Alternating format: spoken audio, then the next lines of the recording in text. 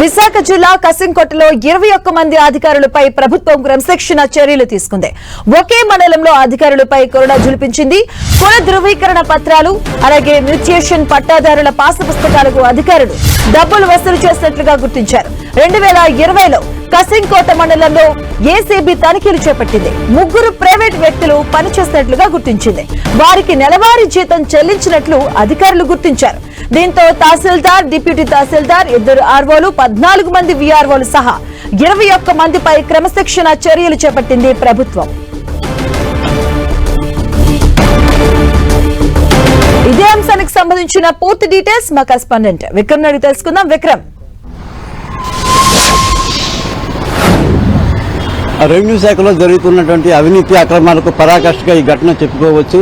2020 జనవరి 1 నుంచి సెప్టెంబర్ వరకు మధ్య అనకాపల్లి జిల్లా కసింకోట మండలంలో రెవెన్యూ శాఖ అధికారులు సాగించినటువంటి అవినీతి అక్రమ భాగోతానికి నిదర్శనంగా నిలుస్తోంది.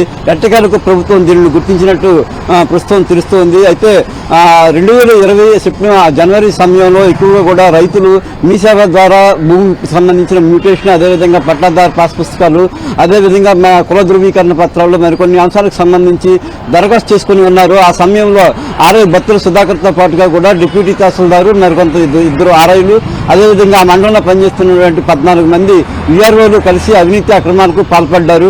రైతులకు సంబంధించి ఆర్జీలు వచ్చిన సమయంలో డబ్బులు ఎవరైతే ఇచ్చారో వాళ్ళ తాలూకా పనులన్నీ పూర్తి చేశారు. ఎవరైతే లంచం ఇవ్వలేదో వాళ్ళ పనులన్నీ కూడా పూర్తిగా నిలిపివేశారు.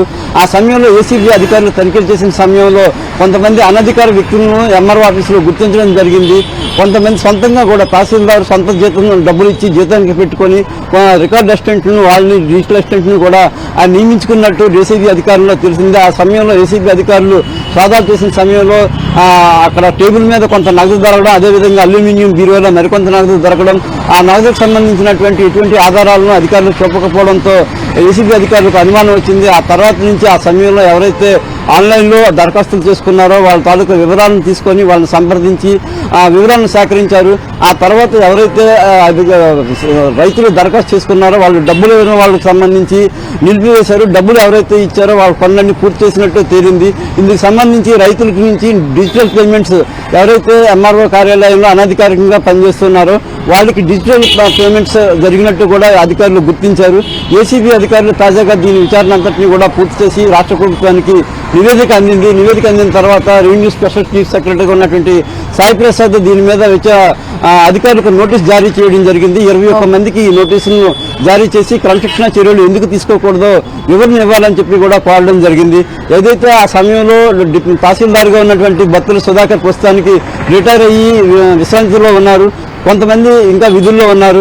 అయితే దీనికి సంబంధించి వీళ్ళందరి మీద కూడా ఎటువంటి క్రమశిక్షణ చర్యలు తీసుకుంటారు, రిటైర్ అయినటువంటి తహసీల్దార్ మీద ఎటువంటి క్రమశిక్షణ చర్యలు తీసుకుంటారు అనేది కూడా చూడాల్సి ఉంది. గత కొద్ది రోజుల్లో కూడా ముఖ్యమంత్రి చంద్రబాబు వరుసగా రెవెన్యూ శాఖతో సమీక్షా సమావేశాలు నిర్వహిస్తూ అవినీతి అక్రమాలకు రెవెన్యూ అడ్డాగా మారింది, పరిస్థితుల్లో మార్పు రాకపోతే కనుక తీవ్రమైన చర్యలు ఉంటాయని చెప్పి హెచ్చరికలు జారీ చేసిన నేపథ్యంలో తాజాగా ఈ జరిగినటువంటి నోటీసుల జారీ ప్రక్రియ రెవెన్యూ వర్గాల్లో కలవరం సృష్టిస్తోంది. మాధవి. Right, thank you Vikram.